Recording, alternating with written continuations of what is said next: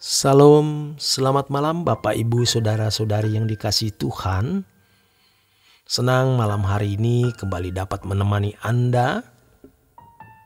Bersama saya Z Ferry di sini dalam renungan malam Pendeta Dr. Erastus Sabdono. Renungan malam kita hari ini bertemakan kesesatan manusia. Mari kita merenungkan dan membayangkan seandainya manusia tidak jatuh dalam dosa. Maka Adam menemukan dan menjalani hidup sesuai dengan maksud dan tujuan kehidupan diciptakan oleh Allah. Adam sebagai manusia pertama, sebagai nenek moyang semua manusia, menemukan dan menjalani hidup sesuai dengan maksud Tuhan menciptakan hidup. Maka anak, cucu, cicit dan seluruh keturunan Adam akan memiliki hidup sesuai dengan hidup yang ditemukan dan dijalani oleh Adam. Hal itu akan terus berlangsung dalam kekekalan. Tidak ada jenis hidup, gaya hidup, model hidup yang lain selain yang dimiliki oleh Adam yang terus diturunkan, diwariskan kepada semua anak cucu dan keturunannya. Sementara Adam sendiri tidak meninggal dunia. Jika manusia tidak jatuh dalam dosa, maka tidak ada kuburan. Tidak ada dan bahkan tidak ada model hidup selain model hidup yang dijalani oleh Adam yang terus diwariskan kepada semua makhluk manusia. Tetapi ternyata Adam telah jatuh dalam dosa. Belum sampai ribuan tahun, masih di tahun-tahun sesudah itu. Pada Kejadian pasal 6 menceritakan manusia sudah menjadi rusak. Alkitab mencatat kejahatan manusia besar di bumi dan bahwa segala kecenderungan hatinya selalu membuahkan kejahatan semata-mata. Belum ribuan tahun, maka menyesallah Tuhan bahwa Tuhan telah menjadikan manusia di bumi. Dan hal itu memilukan hatinya. Adam tidak mewariskan model hidup yang mestinya ditemukan dan dijalani untuk diwariskan kepada anak cucunya. Manusia bertambah menjadi jahat. Makin tahun makin jahat. Alkitab mencatat bahwa kejahatan manusia akan semakin bertambah-tambah menjelang akhir zaman. Inilah zaman kita. Pada umumnya hampir semua manusia lahir melihat model hidup yang diwariskan oleh orang tua dan yang dilihat dari dunia sekitarnya. Model hidup yang tidak sesuai dengan apa yang Allah kehendaki. Di dalam Yesaya 53 ayat 6 mengatakan, kita sekalian sesat seperti domba. Masing-masing kita mengambil jalannya sendiri. Tetapi Yahweh Tuhan telah menimpakan kepadanya. Maksudnya kepada anak tunggalnya, yaitu Tuhan kita Yesus Kristus.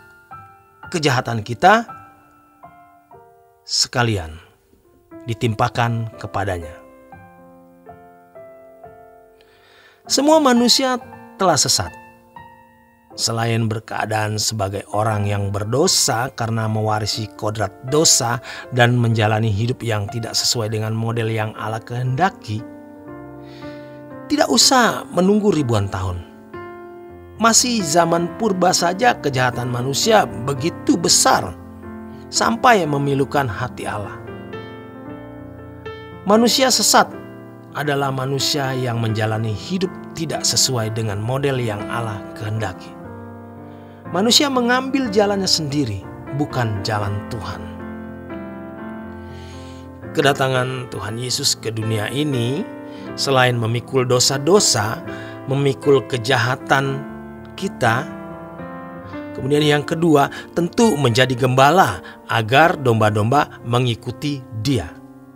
Dia mati di kayu salib untuk domba-dombanya.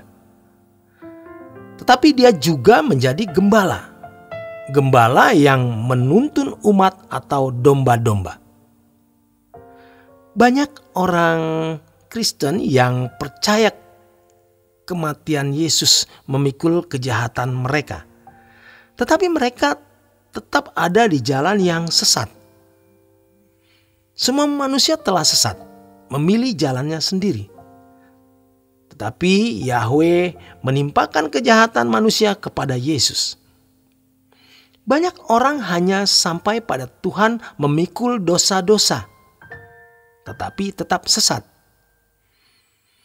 Justru maksud Allah Bapa Yahweh mengutus putranya menjadi gembala bukan hanya menyerahkan nyawanya untuk domba-dombanya, melainkan juga memimpin dombanya itu ke rumput yang hijau, agar dombanya mengikuti jalannya.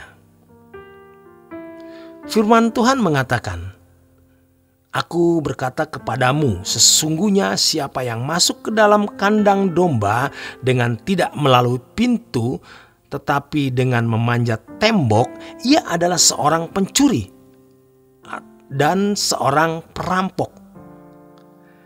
Hati-hati, ada pencuri dan perampok yang mencuri, membunuh dan membinasakan.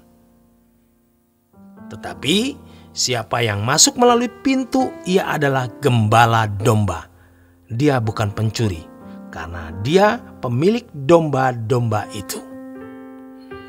Untuk dia, penjaga membuka pintu dan domba-domba mendengarkan suaranya.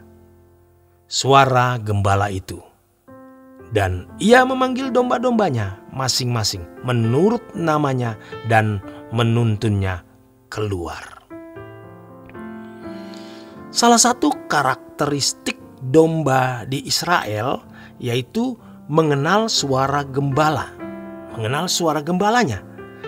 Kalau ada beberapa gembala berkumpul, domba-domba mereka bercampur, sedangkan gembalanya bercakap-cakap.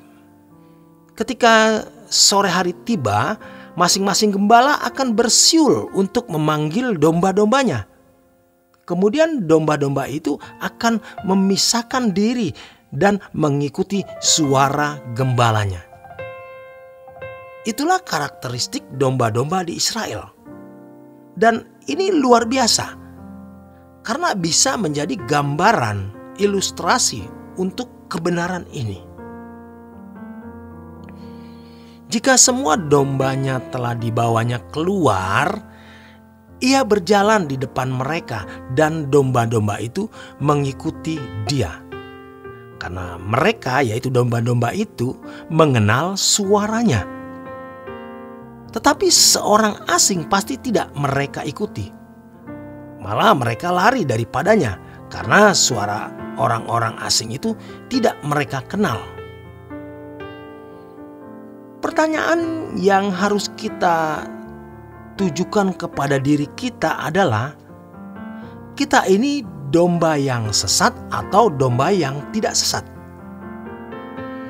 Jangan berpikir kalau sudah menjadi Kristen, ke gereja, menjadi aktivis, atau bahkan menjadi pendeta, berarti tidak sesat.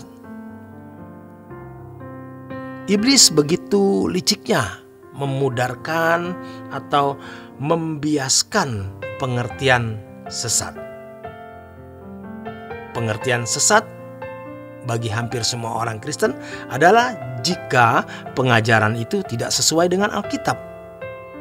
Tidak sesuai dengan Alkitab dari perspektif siapa? Kalau ada gereja yang jumlah jemaatnya banyak, umumnya sudah, maksud saya umurnya sudah ratusan tahun, maka seakan-akan ada pengesahan dari Tuhan atau legitimasi dari Tuhan bahwa gereja itu benar. Inilah cara iblis mengaburkan kata sesat. Kita harus waspada dalam hal ini. Kita harus memahami dengan cakap. Demikian kebenaran firman Tuhan malam ini. Selamat berjuang, selamat beristirahat. Tuhan memberkati.